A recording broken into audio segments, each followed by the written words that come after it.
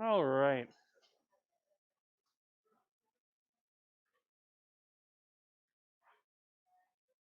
Hopefully it doesn't dim too much. I think I forgot to do that the other day. Apologies if you couldn't see the screen all that well. Welcome everyone to the end of week 2. That's pretty exciting, eh? Hope your university experience has been going well. If this is your first year, and if it is beyond first year, I hope this compares well to previous experiences. Jumping right in, we've got a bunch of admin stuff today. The first one is fun stuff. Next Friday, the classics division, so the classics folks within history, classics, and religion, are having a little social do. It's from 2 to 4. You are all welcome, as well as anyone you know is perfectly welcome. It's basically if you have become interested in classics because of something that I have said, or you just want to see some of the people I work with, please come down, hang out, talk to folks, and see if this is something that you would like to see more of. So that's next Friday from 2 to 4 p.m. Next thing is just a really cool image that I saw last night right before I finished the lecture, and I wanted to show you.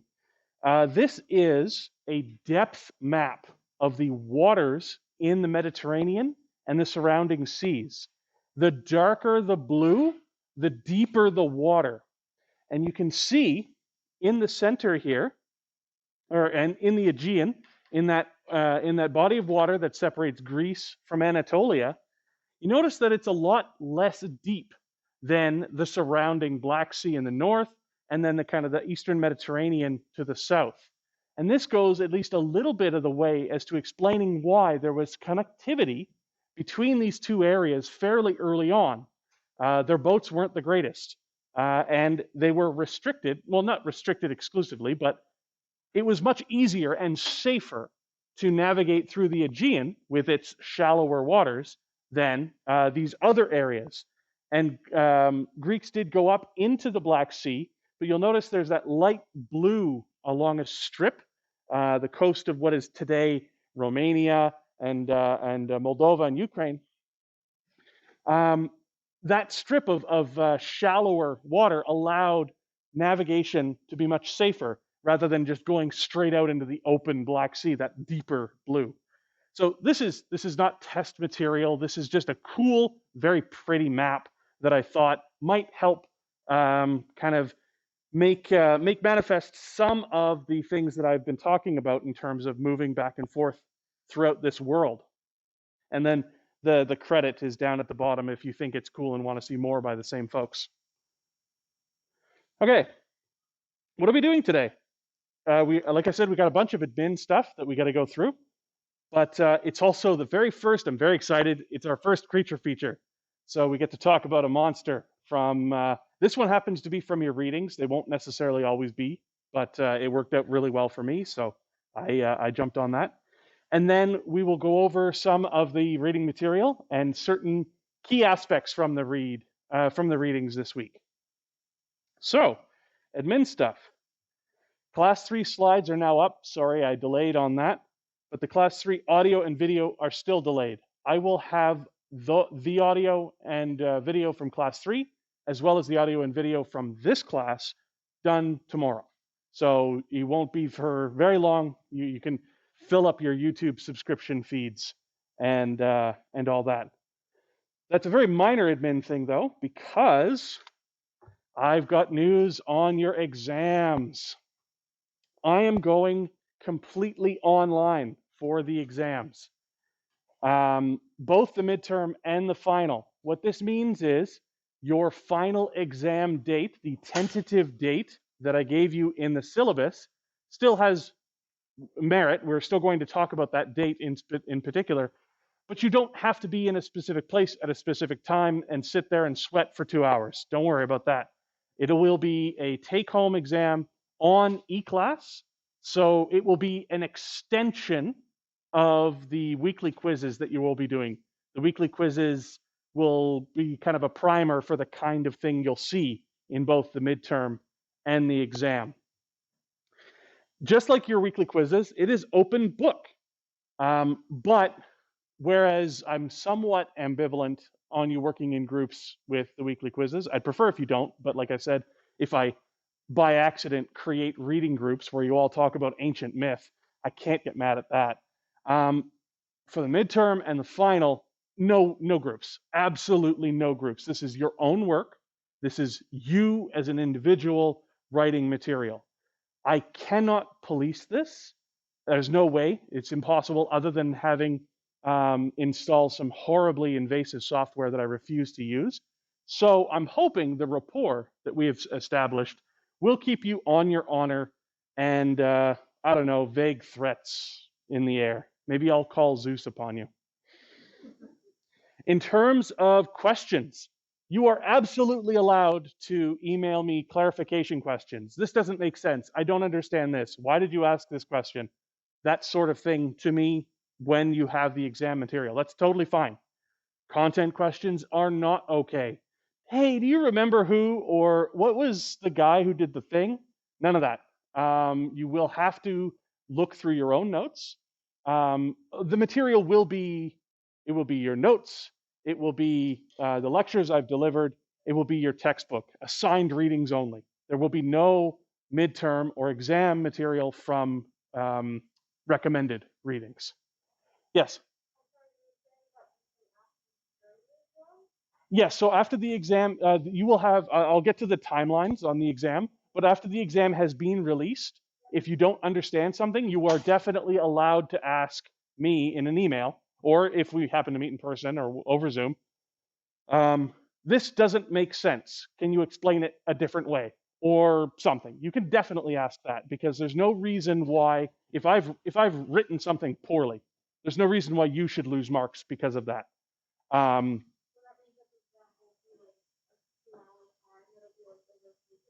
Yes. Yeah, I'll be getting to the timing in just a half second, but good question. Any other question for what we've covered so far? Okay, cool. All right, so yes, clarification questions, yes. Content questions, no. Question types. There will be a timed section. The entire exam will not be timed in this way, but the one section will be, and it will consist of multiple choice, true or false, and matching. Effectively, this will be the exact same kind of thing as your weekly quizzes, but instead of having a week to do it and no time limit other than that week, you will have a set time period. Once you start it, you will not be able to stop, but this is one section, and it is the only section that has this timing component. Other sections within the exam, and you will be able to start things out of order. So if for whatever reason you don't want to do the timed quick answer, you want to start on the short answer or the essay questions, that's fine. Like you can, but the only thing you have to keep in mind is once you have started the timed answer section, you have a set period of time and no more. And it will behave exactly like your weekly quizzes where you will not be able to go back and forth. Once you answer and hit confirm, that's your answer, and so on. So yes, moving on to non-timed sections, you will have an identification short answer. So you'll have a series of images that I will provide to you, and you will have to give me 1 to 2 paragraphs, and it'll be more explicit on the exam, but it'll be 1 to 2 written paragraphs, not point form, please, on what the image is and the context of the image to the class at large. And then the final section will be a short essay. I will pose to you a question or a series of questions. Some of those questions everyone will have to answer. And then you will have a selection of other ones that you can choose from. So there'll be kind of a required bit and then options from remaining questions.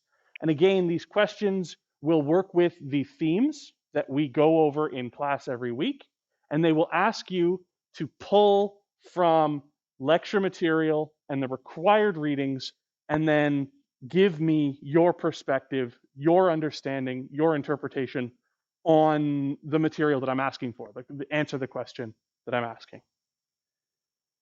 Any questions on this so far? Sorry, who said that? Ah, there we go, yes.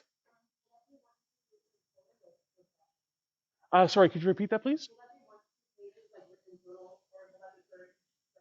That will be per essay question. Yeah, so these will be short essays, but still relatively essay length. Yeah. Yep.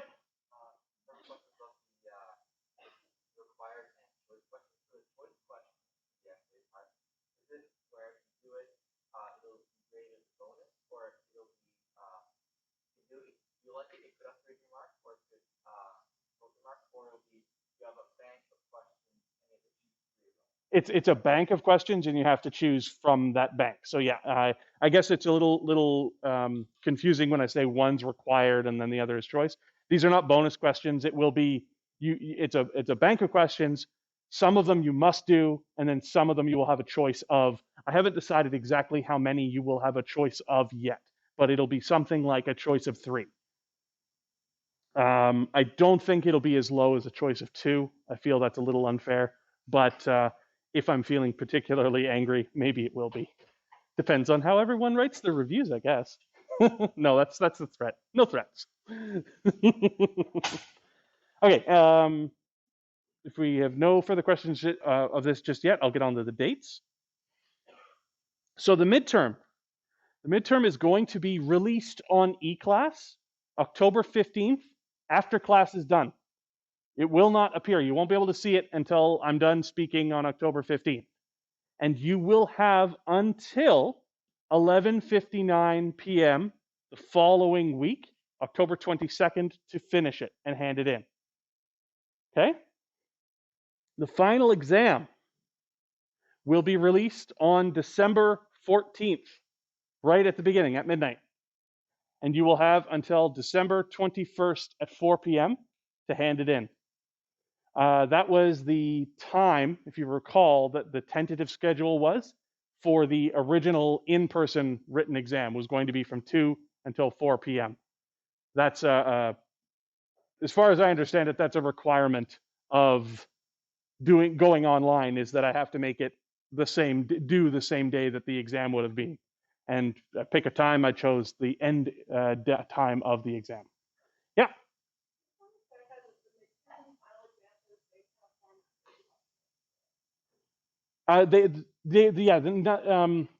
The exact structure is going to be a little different because it has moved online. But in terms of, there will be multiple choice, there will be true or false, there will be IDs based on pictures. These are all things that I mentioned in the syllabus. The major difference between the midterm and the final, in terms of their structure vis-a-vis each other, is that the final will be bigger. It's a bigger version, but it'll be exactly the same kind of structure as the midterm. Yep.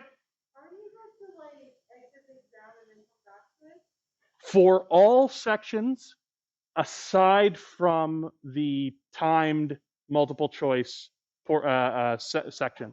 So for the essay stuff, yes. For the IDs, yes. But there will be a timed section of multiple choice, matching, and true or false that you won't be able to come back to. You have to dedicate some time to sit down and do it. Yep.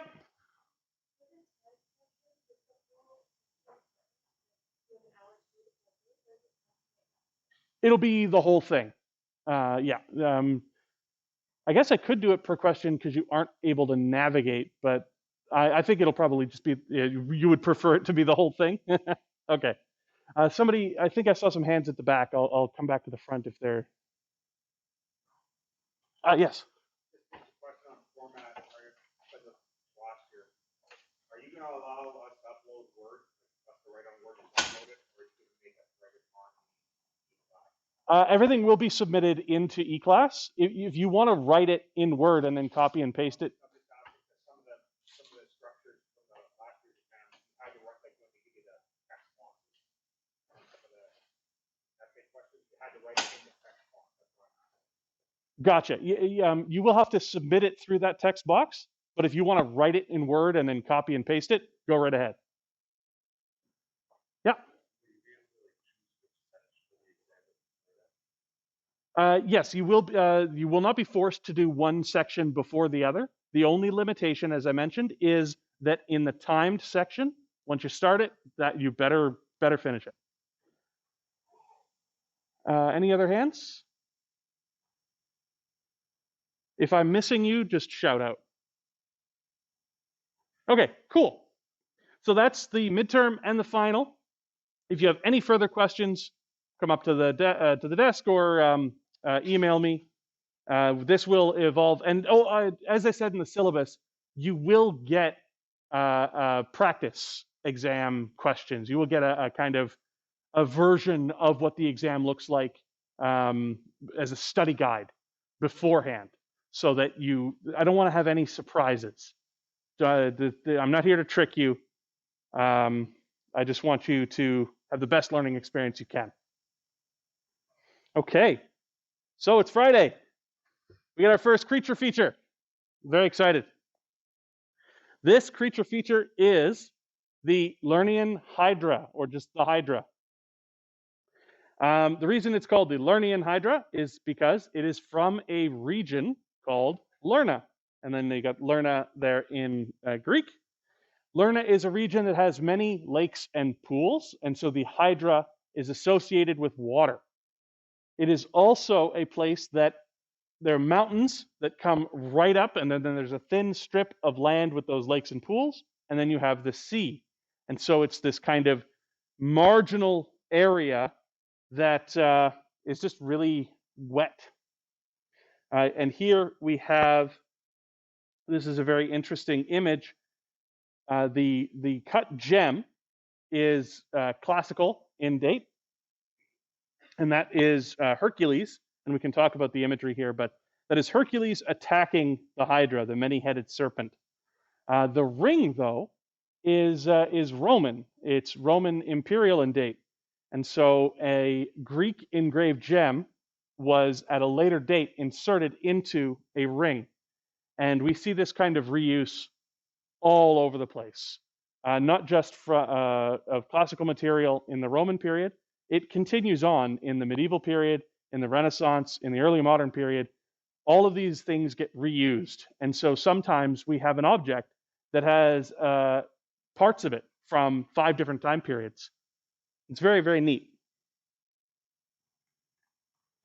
This is just to kind of give you an idea geographically where we're talking about.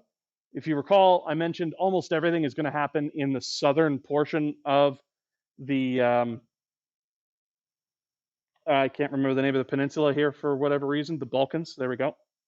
Very, very southern portion.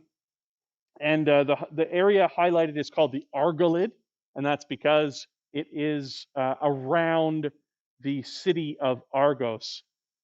We'll zoom in a little further to the Argolid. And Lerna is roughly in that location there. There's mountains to the west, and then the sea to the east, and then a strip of land, which at least according to myth, had a bunch of lakes and streams and pools in antiquity. So where do we see this Hydra? Well, in our readings this week, it's in the Theogony, specifically lines 314 to 316, but it's in a whole bunch of other works. The Hydra reappears in text form, in art, over and over and over. It's a very, very common monster. And this monster is born. It is someone's kid. The Hydra's mother is Echidna, and the Hydra's father is Typhon, Typhaon, Typhaeus. Unfortunately, there's just lots of variations of the same name. In your textbook, they will flip back and forth, I think, based on the sources that they've got. And so if you are ever confused, flip to the back. There is a guide there that will tell you what name is what. If you think that looks exactly like the other guy, but like with a different vowel, you flip to the back and like, oh, because it is the same guy. So we're going to talk about Echidna for a second. We're going to talk about Hydra's mom. This is from the Theogony, and it's just above the introduction to the Hydra. And I'm going to read it out here.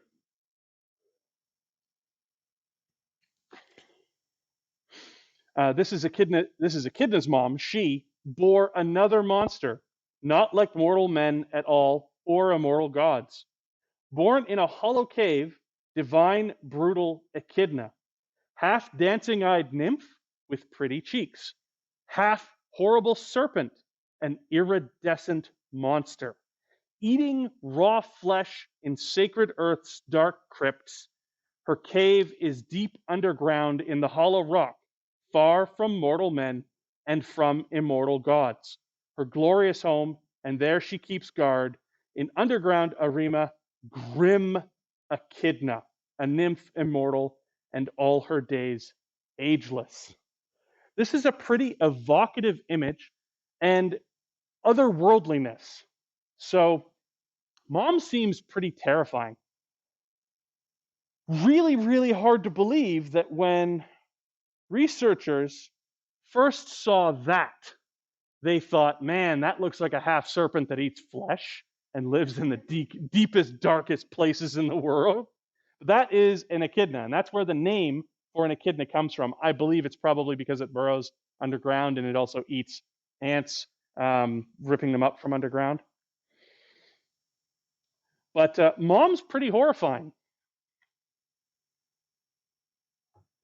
Now, how about the Hydra? We're not going to read the whole section here. I put all of this on there to let you know that the Hydra has siblings. There is Orthos, a hound, and then Cerberus, or Cerberus, if you've ever heard Cerberus, another hound. So 2 hounds, and interestingly, in the Theogony, the Hydra doesn't have a form. A third, a Hydra, malicious and grisly, so it's obviously terrifying. The Lernian Hydra that the white-armed goddess Hera nourished, infinitely peeved with Hercules. So at least at this point in the description, the Hydra doesn't have form. But the Hydra's siblings are 2 dogs, 2 hounds. And this, I forgot that I had actually talked about the ring here. So yeah, the gem itself is 4th century. The ring, Roman imperial date, so somewhere between the 1st and 4th century CE. And obviously, the Hydra, peeved level infinite, infinitely peeved. This tickled me to no end. I will bring it up again.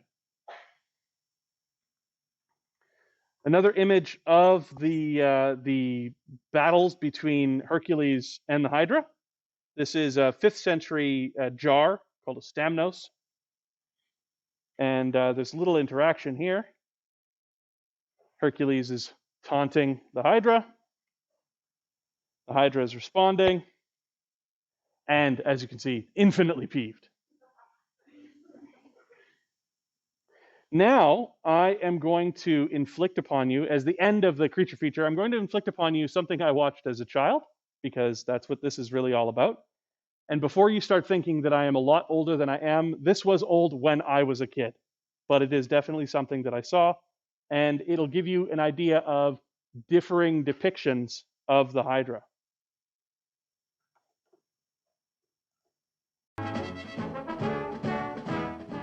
Now, let's see if we can spot the Hydra, Newton. Help, Herc! Help! Help! I've done it again, Hercules. I've done it again. Newton, you clumsy centaur. You're always stepping into something or other. Just hold still a moment.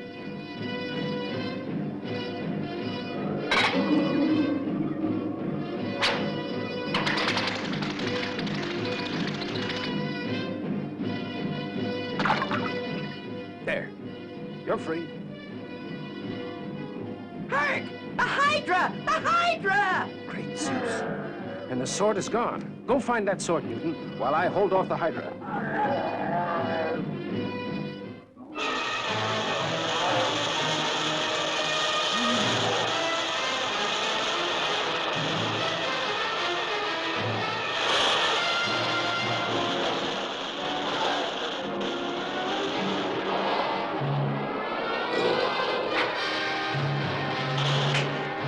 That should cool you off. Hercules, watch out for that other head. The breath from that head can put you to sleep for 1,000 years. A good stiff breeze should send it back where it came from.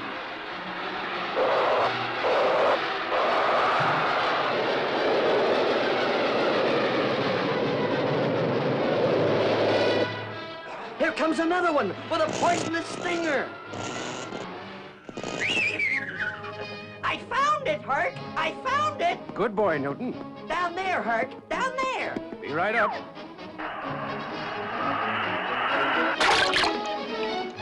Great Zeus. Hurry, Herc, hurry. The Hydra's coming. Oh, my goodness. Oh, my goodness.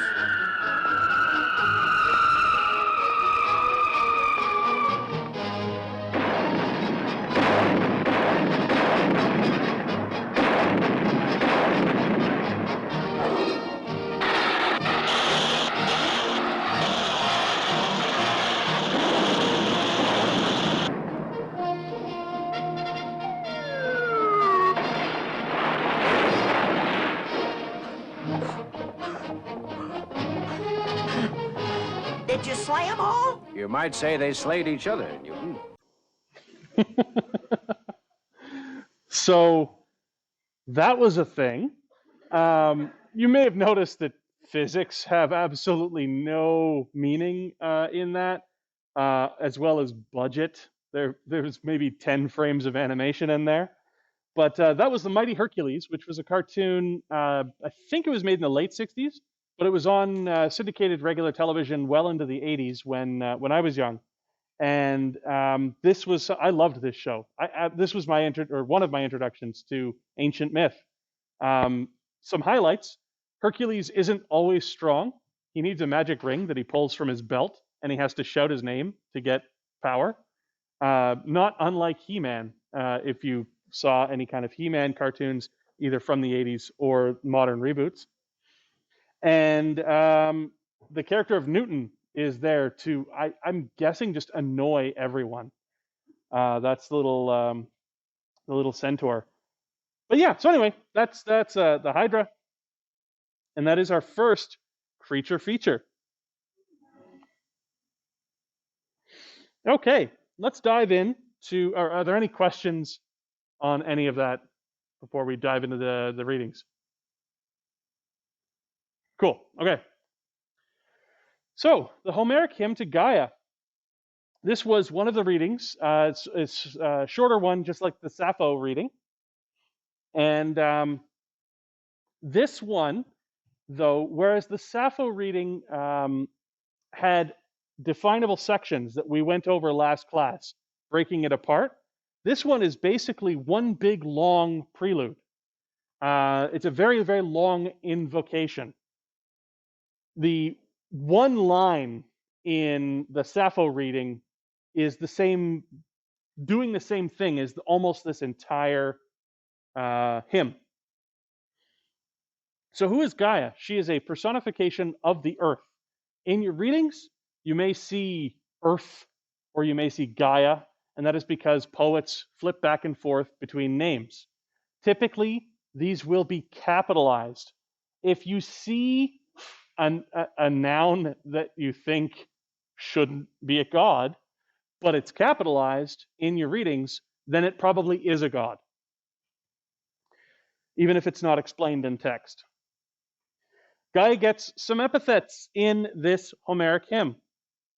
She is the eldest god and mother of all, and she is wife of starry Uranus.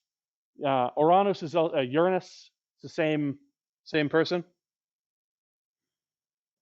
And throughout the Homeric hymn, there is one request at the end. Since I wrote you this awesome hymn, could you make sure I don't starve? I want a sufficient livelihood. And something that's very interesting, when I say that this is a praising prelude, this particular hymn, it's very clear that it's moving on to other works, that the author started with this and then jumped ship to another topic. I will be mindful of you end of another song. And then presumably they would jump into that next song. And then here we've got just a 5th century red figure vessel.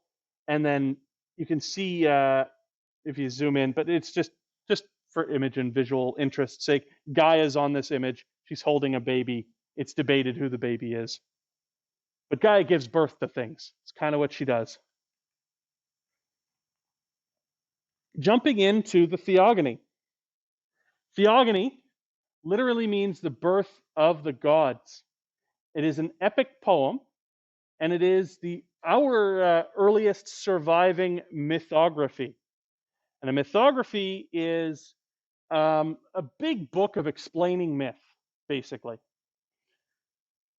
Lots of authors that we will deal with over the weeks of this course will be writing mythographies. We may not always deal with them at length, but mythographies are extremely useful because they explain how at least that one particular author envisions the relationships of the various gods that are referred to.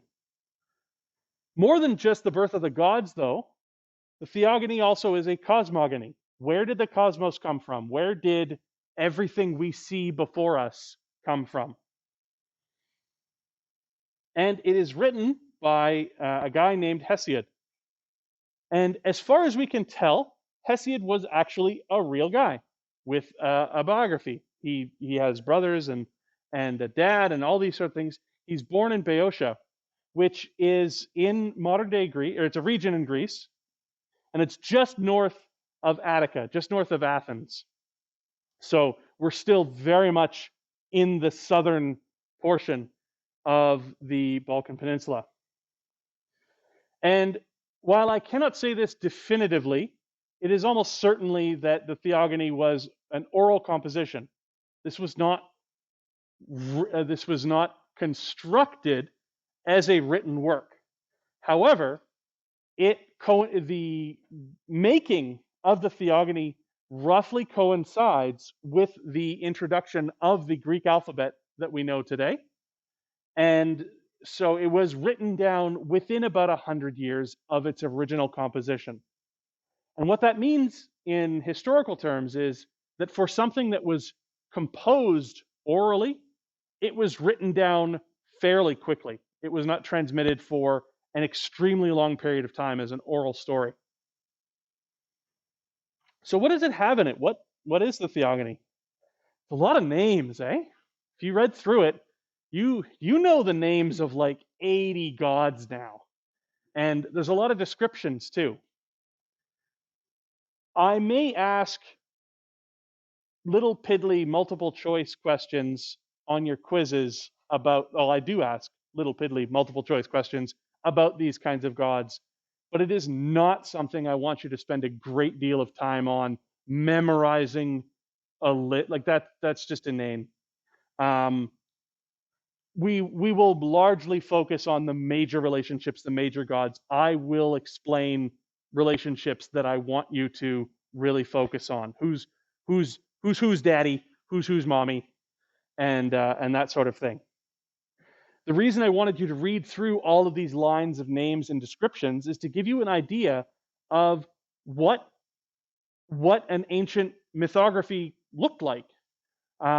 If any of you are familiar with some more biblical texts, this is kind of a genealogy that you would see in the Hebrew Bible book called Numbers. As well, if you are familiar with the New Testament, there are biographies of Jesus in 2 of the Gospels that kind of give this long genealogy of where he came from. And this is just a way of getting to know who this character is by telling you where they came from, who they're related to. The Theogony is also quite personal. Hesiod's right in there. This was the first thing they told me. The muses came directly to him and gave him information. He believes, or he is telling you, that this is a divine production. They breathed into me a divine voice. So this is if he is being truthful that he believes this, then that is the way it is. But it is also a way of saying, infusing this story with some legitimacy. It came straight from the gods. I am their instrument. We are introduced to earth and sky. That is Gaia and Uranus. And initially, they are first and second. We'll talk about that in a moment. But the main hero for Hesiod, the main story revolves around Zeus.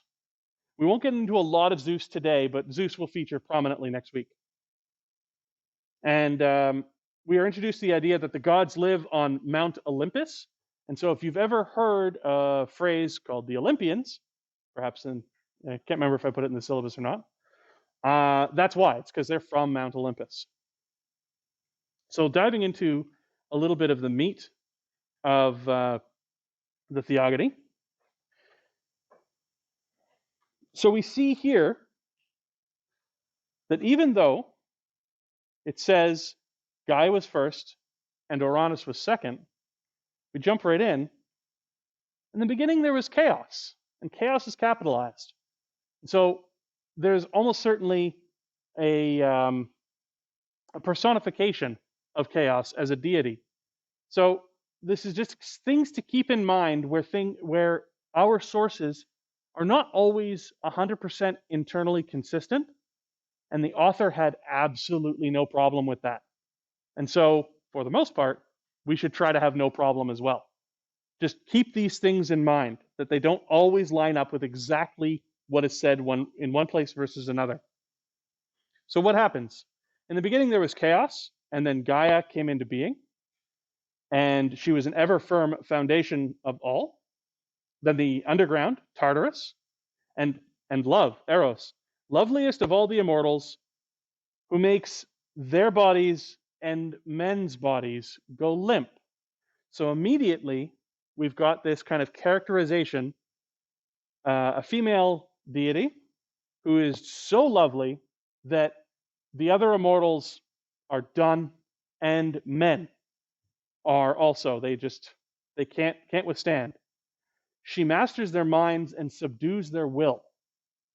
Keep these kind of characterizations in mind as we move forward. There's a little bit of an awkward story right off the hop. Earth, Gaia, gives birth to her first child, Uranus, who, as you recall, is her husband. Yee, awkward. So it's just said here. There's no context provided. It's taken that, yep, her and her son had it on, and they gave birth to a whole bunch of kids. However, not all of Gaia's children are the result of sexual intercourse. She gave birth to the barren, raging sea without any sexual love. But later, so I guess that wasn't good enough, she slept with Uranus and bore ocean with its deep currents. So we've got a differentiation between the personified sea and the ocean. One of them, no daddy. The other, kind of an unfortunate daddy. Then we also get some other gods. They are definitely important, and we will go into more important ones later on. But for the purposes right now, this is not terribly important. But Gaia is giving birth a lot. And a lot of them are Uranus's kids. And he doesn't like it. Gaia starts to give birth to powerful monsters. And they had irresistible strength. And said here, they were Gaia's most dreaded offspring. I've kind of cut it off a little bit. From the start, their father feared and loathed them. And he stuffed all of his children back into the hollow earth as soon as they were born, keeping them from the light. This is another, heaven did it and was very pleased with himself. This is another reference to Uranus as the sky, heaven. Vast Earth groaned under the pressure inside, and she came up with a really wicked trick. She created a new mineral, gray flint, and formed a huge sickle from it and showed it to her dear boys, her mama's boys maybe. And she rallied them with this bitter speech. So we'll get into that in a second, but I just want to we've uncovered some interesting things here. So as I mentioned, we've got shifting order. Is chaos first or is Gaia? Is Uranus second? The author doesn't care. Hesiod doesn't care. He's just telling a story. And so keep these things in mind whenever you see the firstborn god was in any source, because that is perhaps according to one author, but definitely not according to all. Women, at least one woman, Eros, characterized as a master over men, that they have power, and that power is sexual in nature. Very awkwardly, Uranus, after he's born, is listed as just her size, her being Gaia, a perfect fit. Yeah, that's real creepy. And I mentioned there's non-sexual reproduction, the raising sea, and that is contrasted with ocean. And then the forced unbirthing. Yeah.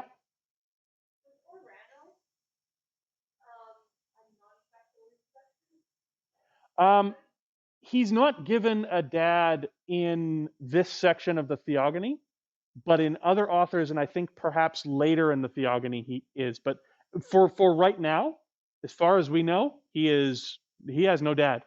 He just kind of appeared. Yep.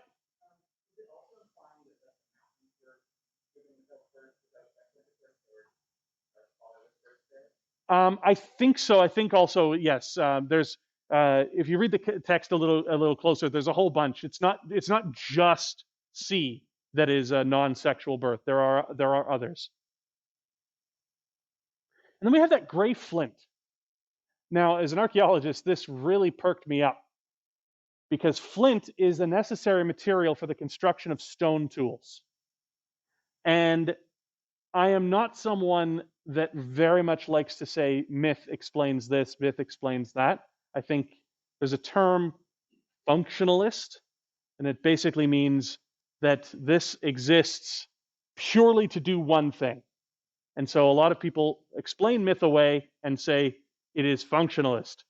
The gray flint explains the creation of stone tools, and we move on into a new era of human existence. That is such a, I have a lot of four-letter words for that kind of description. But you cannot ignore the fact that it's there. This is very, very interesting. It appears that in the Theogony, stone tools helped one generation of gods do something to another generation of gods. That's really interesting. Moving on to the stirring speech. Listen to me, children, and we might yet get even with your criminal father for what he has done to us, shoving kids into their mom. After all, he started this whole ugly business. Most of the kids, most of her mama's boys are not keen, but Kronos, whose mind worked in strange ways, I mean, look at who his mom and his dad are. He found the words to answer her. I think I might be able to bring it off, Mother. I can't stand Dad. He doesn't deserve the name. And after all, he started this whole ugly business. We have repetition of the exact phrase. And immediately what came to mind for me is the musical Chicago and the number He Had It Coming.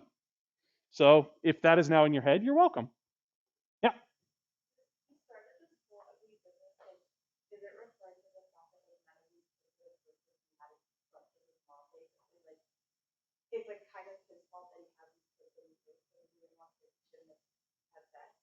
That is a super interesting question that is not made clear in the text, but that is a great kind of access point. What does Hesiod mean by he started this whole ugly business?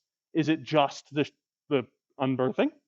Or is it the whole process of you kids existing in the first place? I do not know the answer to that, and I do not know if there is an answer to that, but it's a fantastic question that deserves further exploration.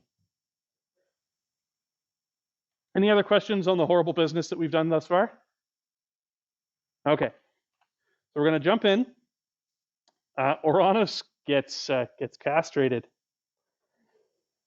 So Uranus bringing night with him. Again, night, another personified god, and longing for love. He settled all over Earth.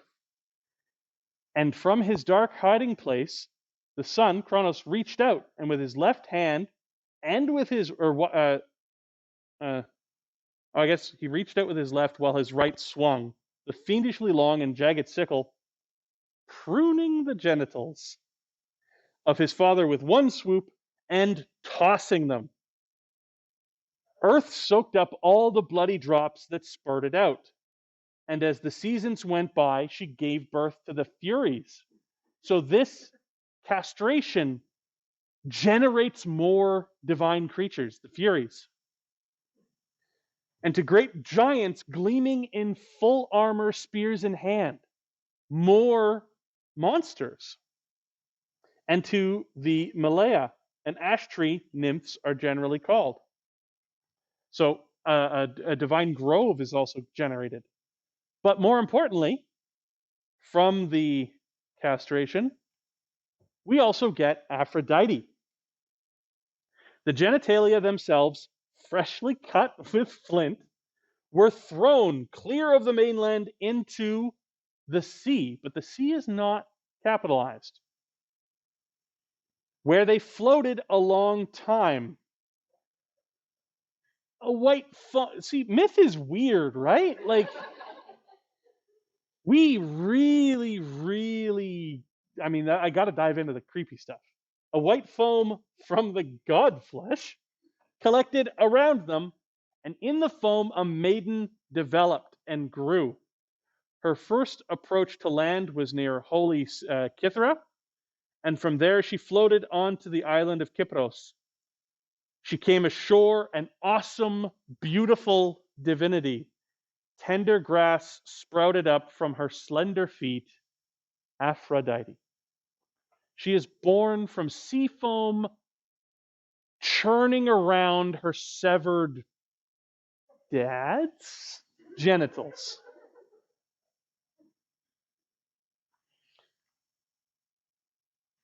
And kind of finishing off our exploration here, great Oronos used to call the sons he begot Titans, a reproachful nickname because he thought they had overreached themselves and done a monstrous deed, for which vengeance later would surely be exacted. So he just keeps going. He keeps living. He's not dead, but he's pissed, and he says, something bad is going to happen to you. And Titan, I forget the Greek origin or the Greek etymology here, but it is traced back, or at least Hesiod is tracing it back to the word for overreaching. So, what did we see in these readings? What cultural values have we exposed? I guess incest is up there, but it doesn't end well. So it's not portrayed positively, but it is portrayed. Misogyny. This one's a little, this is mostly focusing around Eros, but there's also interplay with Gaia and Uranus and Kronos. And then interfamily and intergenerational violence. The genre that we're dealing with, many epithets. These are, remember, mnemonic devices, so they help you remember. Repetition of phrases, that repetition of the line. And as I mentioned, the invocation, the long kind of list of invocations of gods. In terms of authenticity, this text contradicts itself. It doesn't really seem to care about being the one true source of information and yet it claims divine inspiration as part of its narrative. So these are things to keep in mind, not only for this week's readings, but readings moving forward. And that's the end of class.